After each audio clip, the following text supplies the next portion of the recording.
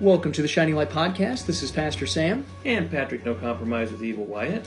And today we're going to be looking at a article that was written by Jonathan Leeman actually in 2018, June 29, 2018, but it came back up here this month, and of course it's very pertinent to this idea of, well, celebrating Independence Day. And this is the question, and this is the title of the article: should we celebrate the 4th of July at church? That was the title of the article.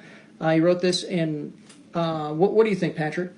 In 2018, since it was so good then, it's relevant to bring back around this year. I'm glad we actually did bring it around, because now we actually get to talk about it. We must have missed it last time. So right. We'd like to thank him for giving us a topic today. Yeah, and I have actually a pretty easy response to him. I mean, should we celebrate the 4th of July at church? No, not the 4th of July. No. How about Independence Day, though? Yes. That's what we should do. That's what we should do. We should celebrate Independence Day. So first of all, looking at this, and if you don't know anything about Jonathan Leeman, just looking at this right away, you can know Jonathan Leeman isn't much of a patriot. Right there. No, and you know what's really interesting when you read an article like this? A lot of times I read an article, if it's somebody I don't know, I like to find out about the author. Because their background and like their philosophy in life, anything like that will help me to understand what they're saying. What's the definitions of word mean? Right. What are they actually saying here? What are they getting at? So Jonathan Leeman is somebody that we are familiar with. We don't have to do a whole lot of research. And you need to know this when we're talking about this article, where he's coming from. And where he's coming from is who he is. And who is he? Where did this young man go to college at? Do you remember? Well, it was the very prestigious. Yes. Mm-hmm. Very, very prestigious and very un-Christian based, unfortunately. Yeah. London School of Economics. And for those of you that don't know about the London School of Economics, you've heard us maybe, if you listen to past podcasts, talk about the Fabian Socialist Society. Well, the Fabian Socialist Society were named after General Fabian. General Fabian tried to beat his superior opponent by grinding them down through attrition. So the socialists, these were they called themselves Fabian Socialists.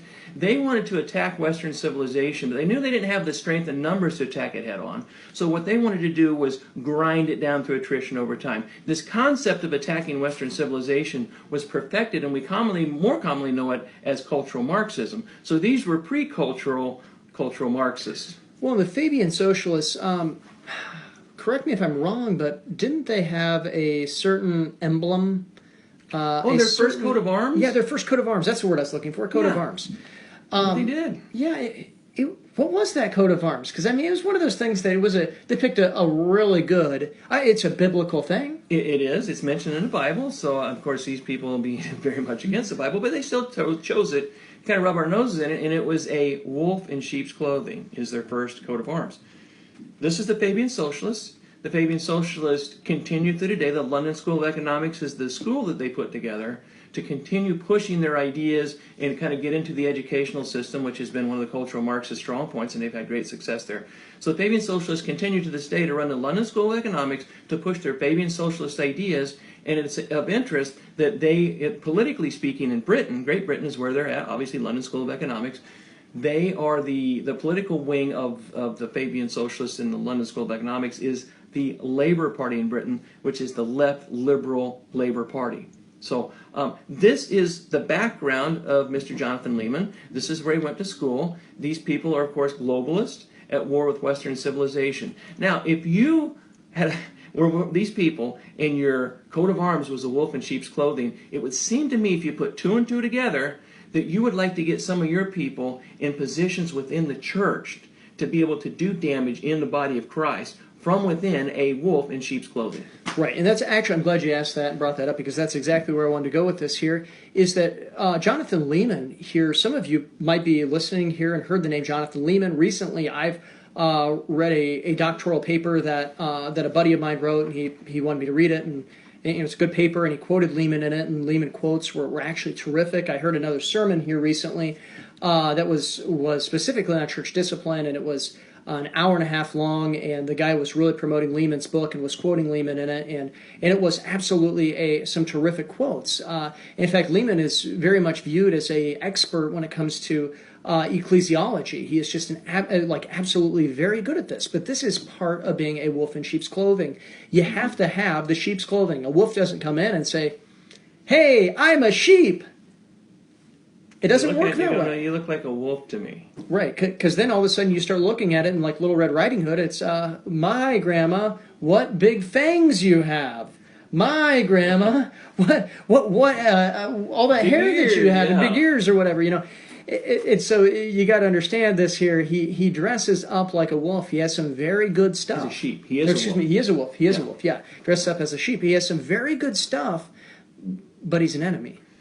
That's the problem. And that's the point right now is people like Jonathan Leeman will say some wonderful things because he's a smart guy. He is educated. I mean, he's not a dummy. Right. And these guys are not dummies. They're charismatic people. They can speak well. They can say some good stuff. And we listen to the good stuff they say and we go, yeah, well, we can agree with that. It's the bad stuff that they put in there. It's the agenda behind why they're trying to get you to lower your guard, where they're trying to take you along with the good stuff. They're feeding you some of this bad stuff. And this is a perfect example. Mr. Leeman, being a Fabian Socialist, and what is he, executive director or something, some executive level position in 9 Marks. He's writing for the Gospel Coalition, which is not surprising. The Gospel Coalition brings in all sorts of liberal folks. We have Joe Carter, which we've mentioned in the past, from the Acton Institute, which was started by a homosexual rights activist. And so he's involved with that as well. Acton Joe Carter? Yeah, Acton Joe Carter. But we're talking today on Jonathan Leeman, but this is just to give you kind of a little bit broader idea of the sort of articles going to be carried by the Gospel Coalition, that there's an idea behind all this stuff. You cannot put all negative stuff in there. You have to present your point of view in a way that sounds like it's representing Christian thought. Right, and I just remember the podcast that we probably spent the most time on Jonathan Leeman about was the dumb things Christians said before the election when Jonathan Leeman came out and said that you can vote for a Democrat who isn't pro-life because therefore lives outside of the border, and so it doesn't matter about location if the life of a human being is inside the womb or outside the border, which first of all I go, do you not understand, Mr. Leeman, like what this whole voting thing is? Like that we're voting for a nation? We're not globalized. I know you're a Fabian Socialist, so you don't believe in nationalism, you're a globalist. Exactly. And that's the point of his article here. Right. He tries to poo-poo nationalism. And the alternative to that, which of course is globalism, which is what the Fabian Socialists want, which the cultural Marxists want, which Satan ultimately will achieve in the one world government of Revelation 13. He's working towards this.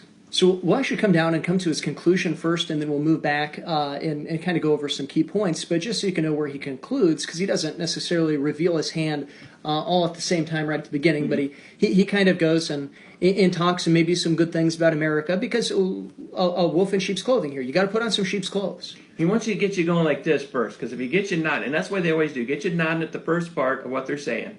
Now they've got your trust. Now you've lowered your guards. You're already kind of in a mood where you're going to agree. You're agreeable. And that's when they start sprinkling in the other stuff. Right. And this is his conclusion. He says, yet when you add that patriotic song, display that flag, or invite that politician to offer a special word to your church gathering, you risk working against the Great Commission. Jesus commissioned us, go into all nations. That means he was establishing a people not bound or defined or constrained by this world's national borders. He was building something multinational. Globalist? Yes. The Soviet Union tried to stop this commission with machine gun guarded fences. China sends out secret police to spy on Christian assemblies. To each, Jesus has replied, try and stop me. Americans, saints, need to beware an alternative strategy of working against Jesus, not the strategy of keeping Christianity out, but bringing the national in, thereby blurring the line between our Christian identity and our national one. You can know that's happening whenever we begin declaring America, not the church, as the city on a hill. As President Kennedy and Reagan both did, of course, they learned it from the Puritan John Winthrop, who preached that the Massachusetts Bay Colony should be that city on a hill in 1630. Again, the companionship is old, our institutions are deep. And he goes on and finishes up a little bit there, but you can kind of get the gist of this, is that he believes, to answer his question, should we celebrate the 4th of July at church, his answer would be no. No, we shouldn't.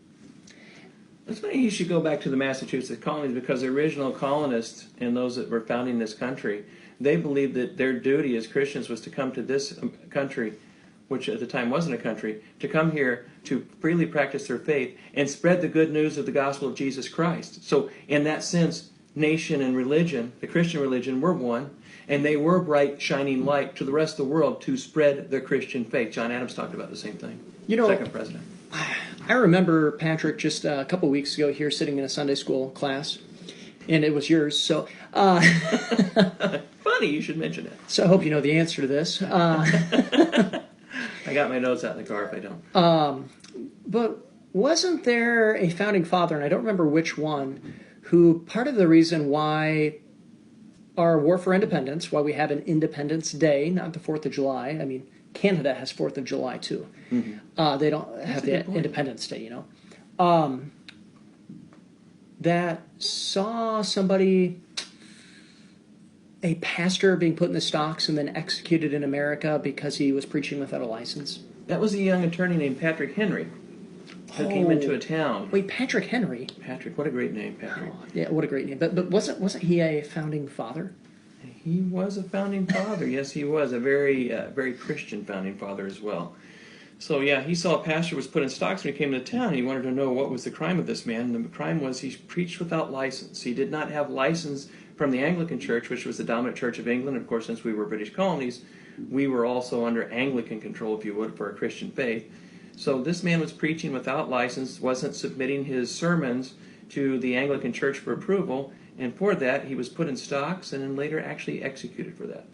Right. You see, I think Jonathan Leeman would actually have a great point here to make if America was founded simply to stop taxation without representation and was a complete secular state. There would be nothing for the church to celebrate. There would be nothing of independence to celebrate, but the fact is that Jonathan Leeman is ignorant when it comes to history, and that's the problem. You know, that, of course, we're not going to teach the history we're talking about. Or maybe he's not ignorant, and that's even more so the problem. I think they know what they're teaching around. They're trying to give counters to actual history. The London School of Economics is not going to put forth what we just told you. But we were the light to the world for many years after our founding as a nation. We sent missionaries forth. We fulfilled the Great Commission. We were sending Bibles and printing them in native tongues for people that didn't have Bibles for. We still do this today. There are Bible societies. The Gideons do this sort of thing. So even as this nation has fallen into sin, there's still a remnant of Christianity that carries forth the Great Commission. If there is a light in the world at all, it is that sort of thing. And of course, it's the Christian church, the Christianity, but it's through this nation. Right. And looking at this idea here, he starts off and he says, he mentioned down below in his conclusion about patriotic hymns and how we shouldn't be singing those, but he declares what he's talking about. Okay, he's not talking about, and I'm proud to be an American, where at least I know I'm free. You know, he's not talking about that. I would say that's a pretty secular one. We probably shouldn't sing that one in church. It's a good peppy song, but not for church. Right. I mean, you know, I really like the song. I crank it and blast it in my car. I love that song, but I get it. But here's what he says. Maybe they'll include, and he's talking about the Sunday service here on the 4th of July, maybe they'll include a patriotic hymn like God Bless America or the National Anthem. Well, which one do you want to look at first, God Bless America or the National Anthem? Let's go to the National Anthem. There's some interesting verses in there that I wasn't as familiar with that you kind of made me aware of. Yeah, the Star Spangled Banner. Now, I love this here. Verse 3 of the Star Spangled Banner. Tell me, could we sing this in church? You don't need to tell me. We can. But but I mean, listen to these here. I'll ask you, Patrick, what it's talking about. Okay, if this sounds like a secular, anti-God sort of a document. Right. Yeah. Oh, thus be it ever, when free men shall stand between their loved homes and war's desolation, blessed with victory and peace, may the heaven-rescued land. Okay, stop there. Who's the heaven-rescued land in this context? That would be the United States. And who blesses? Who blesses? That's God. It's God who blesses. Oh, okay. Well, and didn't... That's inappropriate to talk about stuff like that in church. Well, didn't, George Washington say something about the providence of God? That if you did not acknowledge the hand of God in all this, if you could not see His providence, then you must be worse than an infidel not to see that which is plainly before you. Is basically paraphrasing what he said. Right. So, Jonathan Leeman, just want to make sure I get this right. We're not supposed to sing about the providence of God. Okay. He just wouldn't have got along well with our founders. Yeah. Or people in the Bible, but that's okay. He gets along good with the Fabian Socialist. Yeah. Praise the power, capital P, by the way, that hath made and preserved us a nation. Capital P power means noun.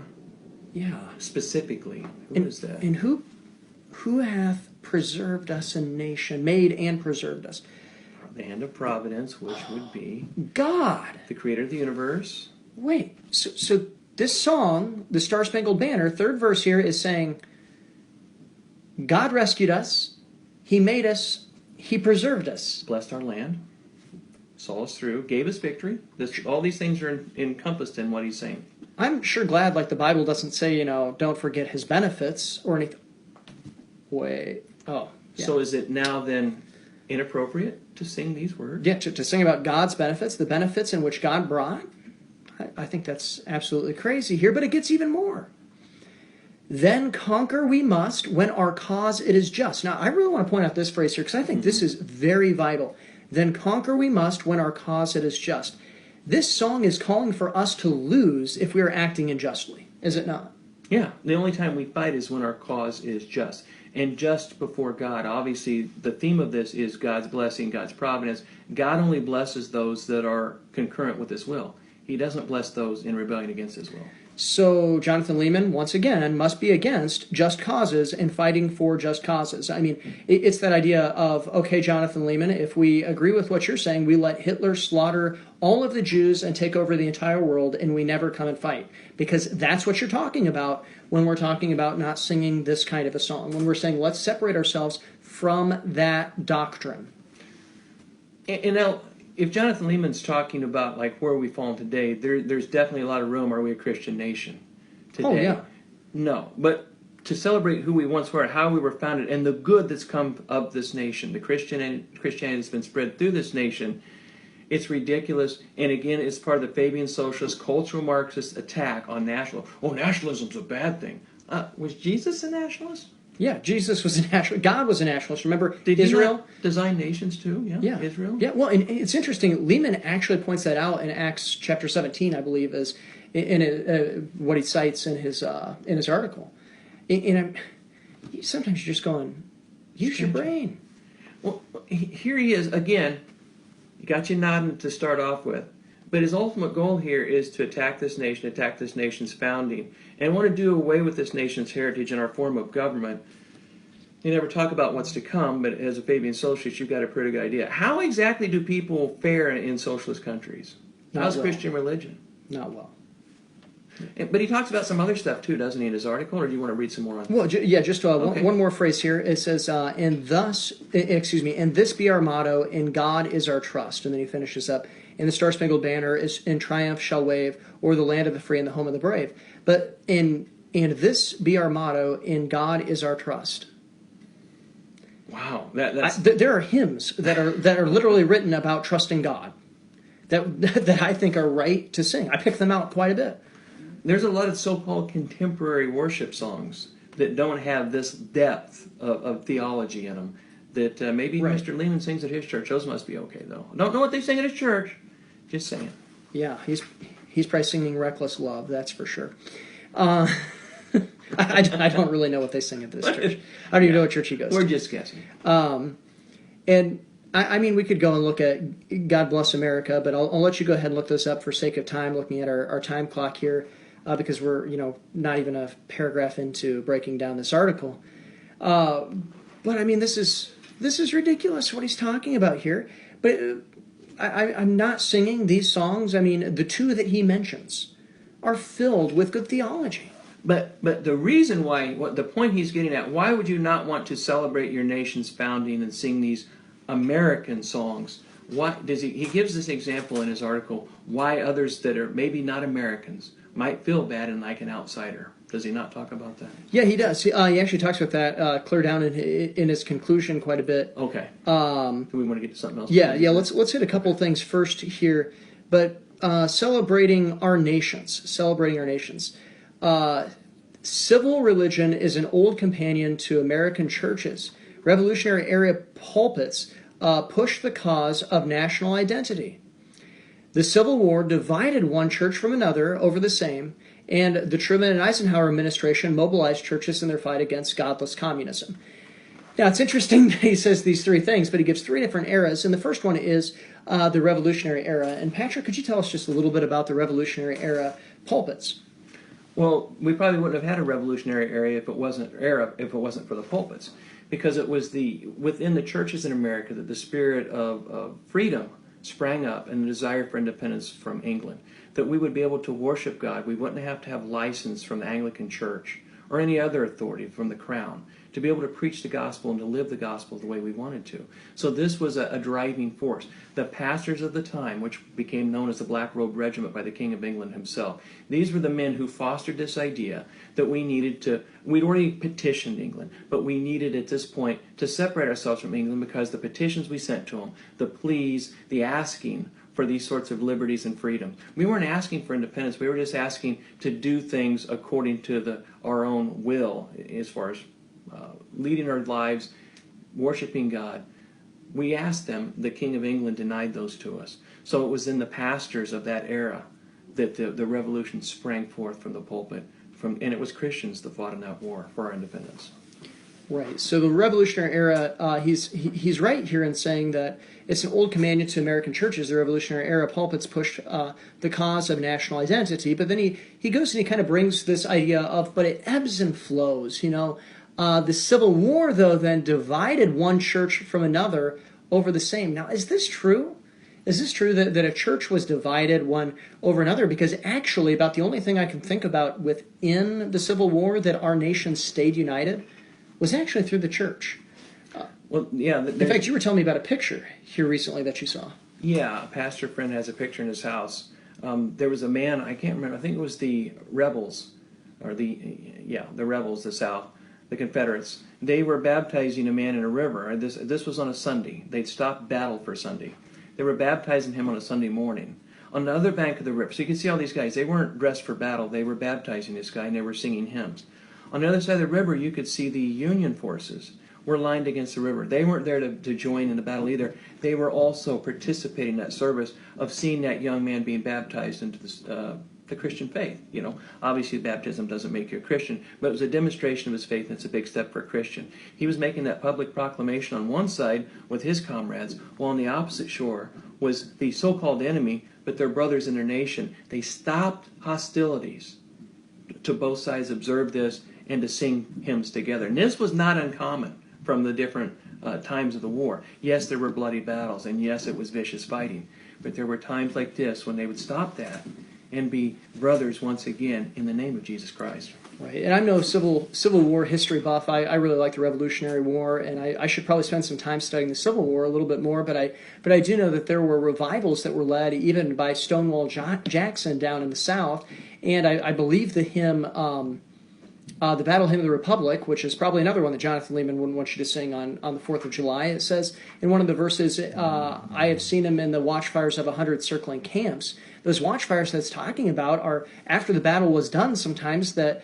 on Sunday, the Confederates and the Union soldiers would get together and go and have church services together or Bible studies together there in between these things. I mean, this idea of Christianity was actually the only thread that held our nation together, is what I would argue, during the Civil War. Even into World War I, it reminds me, there was a time when the British forces and the Germans, this is World War I, at Christmas, they started singing. The two sides actually came together and shared Christmas Eve together.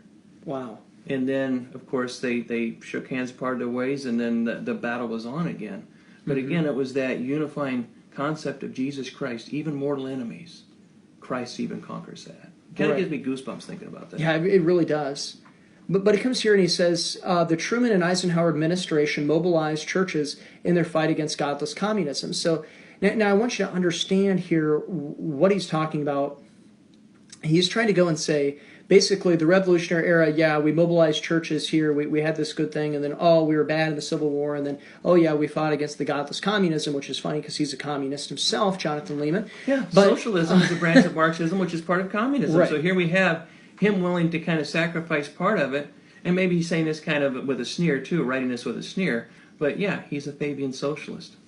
But we look at this idea of his whole point that he's trying to make is say, look, the church has just been a big puppet for the government so far, so don't get caught up in being a puppet for the government again. That's really what he's trying to get at. That's really what he's trying to push here.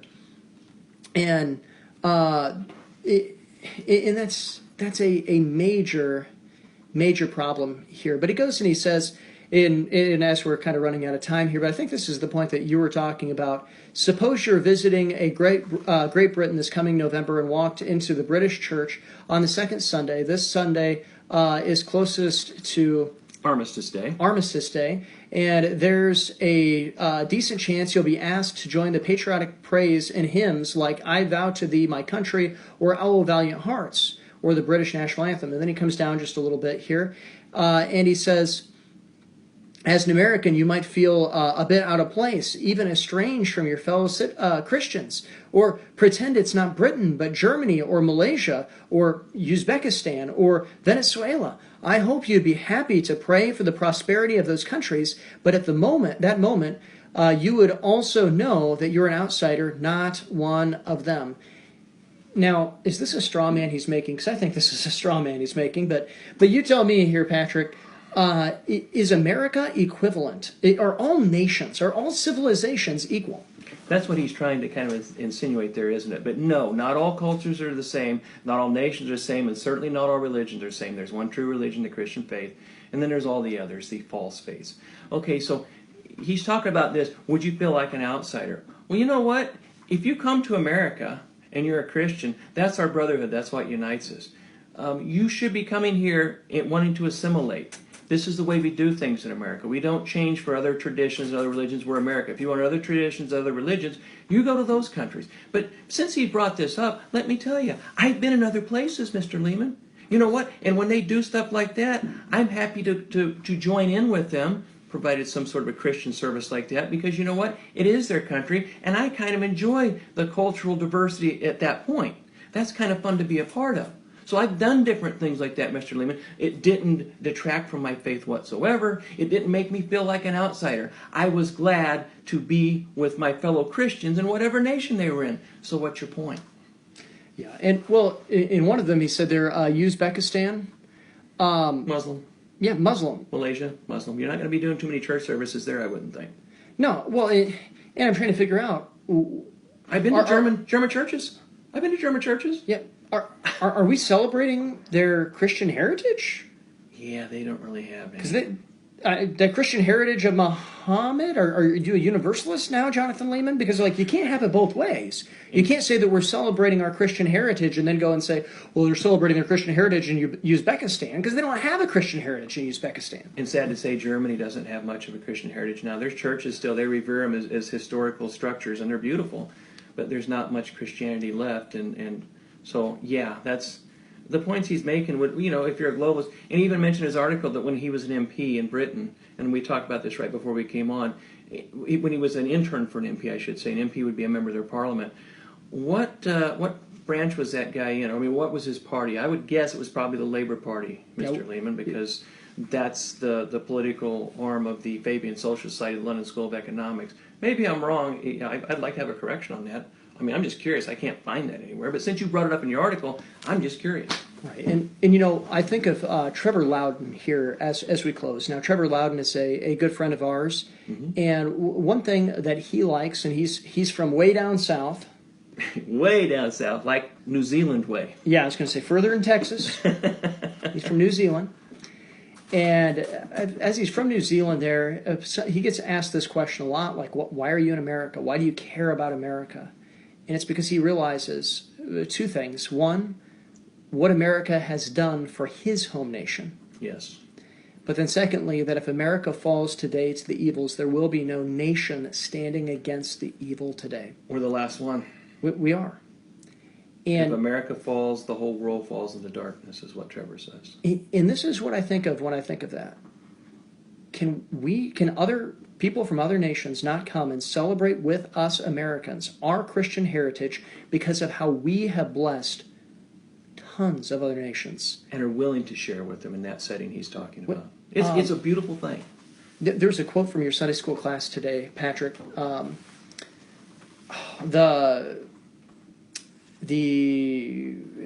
the inheritance of our nation, I can't think of the word. The blank of our nation is to go and to share the gospel of Jesus Christ. I think John Adams. That was John Adams. Yeah. Yeah.